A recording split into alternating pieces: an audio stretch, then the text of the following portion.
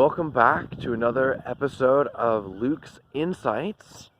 And the insight that's meaningful to me this morning that I'd like to share with you is a story from about a week ago. So, thinking of how far back to how much context to tell you. I think I'll just keep it more to the point. Last Sunday, I truly gave myself a day off. Now, what I mean by that is that usually my days off are days off from work, like my job, but not a day off from work as a lifestyle. If I'm not working at my job, then I'm working at improving my life in some way, or I'm working at getting something done, or I'm working at keeping up with relationships that I think I should keep up with, which is play and fun, but also kind of work. So my mentality for last Sunday, from the time that I woke up until really the time that I went to bed that day, was I'm just going to do things that I feel like doing. And my definition of doing something that I feel like doing is, would I do this if there was nothing to accomplish in it? Would I do this if nobody knew I was doing it? I'm not doing it to, look a certain way to anybody. Would I do this if there was no sense of responsibility connected to it? Basically trying to free myself of all the mental constructs around should and shouldn't, responsible and not responsible, productive and not productive. That's probably the biggest one, productive and not productive. And just let myself be, act in alignment with how I truly naturally feel. It's like being a kid again. Because what I remember about being a kid is I was just constantly excited and then doing what I felt like doing in that excitement, and that could change. But I never wanted to do something I didn't want to do. I just wanted to do things that were fun or that made me feel good. So that's kind of what I did that is what I did on Sunday last week.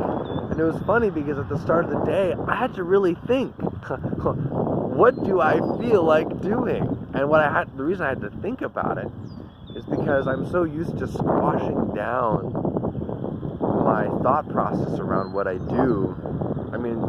Squashing down just usually how I decide what I do is based on some kind of formula I've built in my head that's a mix between productive personally and productive work-wise, and fun and what helps me grow. And I don't exactly know what that formula is, but I'm very used to using it, whatever it is. I'm not used to just making decisions based on what sounds fulfilling or enjoyable or relaxing, or just based on true intrinsic fulfillment, true intrinsic joy. So when I sat down at the start of the morning, I got out my pen and paper, my journal, and I started writing down all the things that I thought of doing. And then I went through them. I'm like, now, do I really feel like doing this? Or not really? And most of the things I wrote down, I crossed out because they were connected to some kind of outcome. I think that morning, the first thing I did, I was like, you know what? A hot bath. That sounds really nice. I never take baths. It's like a hot bath. That sounds really relaxing. I wanted also the day to have a restful orientation. That was another thing. That I was looking for things that were intrinsically desirable to do, but also restful. Because I wanted to get some rest. I wanted to invest in the coming week. So I wasn't looking to go skydiving necessarily. I don't know where I'd do that around here anyways, but even if I could, I was looking for things that were restful as well. So a bath, very, very restful and relaxing. I did that. And then I think right after that, I wanted to eat some food. I wasn't Like, I wasn't that hungry yet, I don't think, but I still wanted to eat some food. And so I just ate some food. You know, I have these like rules and ideas. Well, I should eat when I'm hungry and like eat during certain times and blah, blah, blah. I just threw those all out, which is, I guess for me, I feel like I can get away with that. You have to assess that for yourself. I'm able to digest pretty well, and I don't have any serious overeating challenges. I used to just eat until I couldn't even think anymore. Somehow I luckily managed to not gain a bunch of weight doing that for whatever reason. I don't know if I'll always be able to do that, but I would still lose functionality. Even if I wasn't gaining weight, I would just conk out basically and just like not be able to focus coherently. And then once I get my focus back, I just eat until I couldn't focus again. So fortunately, I seem to no longer struggle with that. So I feel safe allowing myself to take a day to throw my eating rules out the window. You have to assess that for yourself. But that's what I did, which is just kind of allowing myself to connect to how I felt instead of connect to what I thought I should be doing. And then, what else? I think I have an audiobook that I'm listening to right now. I just laid in my bed and listened to the audiobook. I love that. A good story or some learning that I'm naturally excited to do. Now, there's nothing wrong with growing or doing something productive.